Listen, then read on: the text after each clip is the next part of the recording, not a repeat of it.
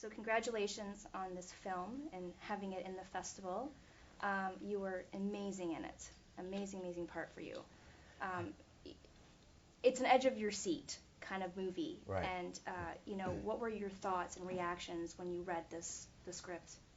I thought Mark Bull did a wonderful job Yeah. of creating not so much of a story, but more of a tale of the idea Right. of what this interesting job is Yes. for these guys. And Catherine did a wonderful job holding it all together. And Throughout another killer action film for us. I spoke with her this morning, and Yeah. and that was one of the things. And I had told her I didn't really know about this kind of thing Right. before, and she said, that's part of the reason why this story had to be told Yeah. in this way. Yeah. And you play. I don't know the correct term for it, but you're diffusing these bombs, and it's Yeah. a special unit. And is it an explosive ordnance disposal EOD, team? yeah. I had to write that down because Yeah. it's hard. So your character is Sergeant William James, Yeah. and he's a complex guy. Tell me a little bit about him. What's going on with him?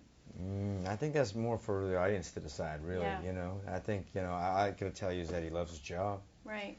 sacrifices things that also he loves to do the thing he loves. One thing I found really interesting is that it's so selfish for a human being, or for James, but I'm Right. speaking in general terms, because I feel this way for me personally, is Right. it's very selfish to do something just for yourself, Right. for James to go back to war, let's say, for instance. Right. But his job is so selfless. Right. So there's a duality in that. It takes, because he loves to do his job so much, but what it is very selfless. So that alone, I think, sets up a very dynamic human being. Well, he's a very brave guy, and it just he gets right in there. And would you say he's patriotic or a bit psychopathic? I mean, Yeah, he's probably a little both, but it depends on how you really define, yeah. psychopathic. He's fearless. Right. There's no room for that in the field of battle anyway. So, or any other emotion besides, getting the task done and get out before you get shot. Right. And that's interesting too. Like, they don't care about, they're not so concerned about something killing them besides being shot at. Right. They don't like to get shot at.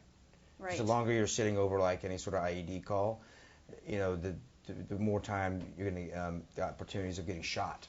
Right. So that a lot of times they're not really concerned about the ID itself, And this which I thought was strange. Because it's purely voluntary, this squad, is it not? Yeah. Yeah. Which is another amazing fact, Yeah. about this. Yeah. There's it's a high turn-away rate because it's a very difficult task to get in. Did you talk to anybody? What kind of Yeah. research Yeah. did you I do? did a little bit of the tests, and I don't know if I would pass. It's wearing a suit and putting Yeah. a stack of paper clips Yeah. just from one pile to another, just Right. literally like 8 feet away. Right. Seemingly doing that, it was very difficult, carrying a 70-pound 155 around, That's what I was and gonna ask you about, dragging wearing the that bot, suit. Yeah. wearing the suit the whole Yeah. time, which is 85 pounds, it's 120 degrees. Wow. And so you get a little loopy, Yeah. and then you take off the suit after about 45 minutes, and then you just start doing math problems on the chalkboard, and they're not hard math Right. problems normally. But okay, it's like 7 in division, and any sort of division, forget about it. You revert back to third grade, your IQ drops about 25 points. All because of the suit? Yeah, Or what's, yeah. like, The stress it puts the on your body, intensity? yeah, the stress and the heat, and mind you, we're not even rendering safe any IED at this point. Right. So that stress is already not even in it. So this is part of the test is to get into the EOD, right? Wow. So you can't even put together like simple math, or at least I had problems with it, and they said it was pretty common. And you guys shot, on location in Jordan. Yeah. And what were those conditions like? Pretty much did it kind of really the same, get you a that little more feeling intense. like you were actually, because you were pretty close? Yeah, I didn't think about it. We just reacted to what was in front of us. That's all we Right. kind of had, Mm-hmm. It felt pretty real, even though I'm just some actor in the movie. It didn't feel, there was no amenities of feeling like you're in a movie. Right. It felt, as real as it possibly could, be without actually doing it, which was actually pretty intense. It was great because of that. I was, when I just told you, I was just speaking with Anthony Mackie and Brian Garrity, and I told Oh, them they're that great. one of my I love 'em. favorite, yeah, I love them. great guys, and you guys just had a great camaraderie in this. Did you guys hit it off right away? Yeah. I know. Anthony and Brian, they worked together prior. Yep.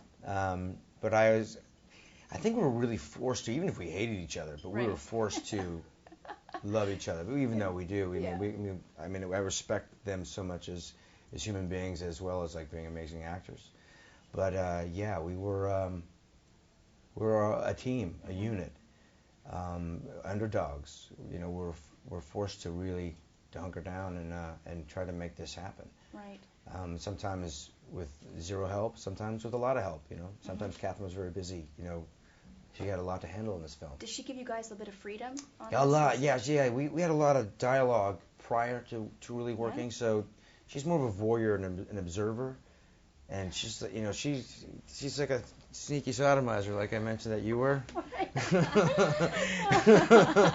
But you know, the camera's just kind of like, you never knew where they were, and she's capturing things. She gives a lot of freedom to do what she entrusted us to do, and what she hired us to do, what she fought for us to do this movie, you know, to get this movie made. So we did her hopefully some service by giving her hopefully honest performances, and that's all we can kind of walk away with our head up, like at least it was honest.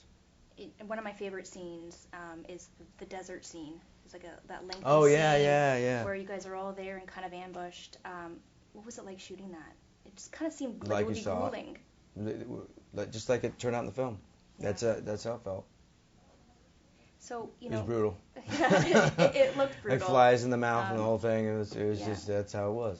Well, anyways, congratulations on this film. You did an excellent job, and I really enjoyed it. So. I'm glad. I did.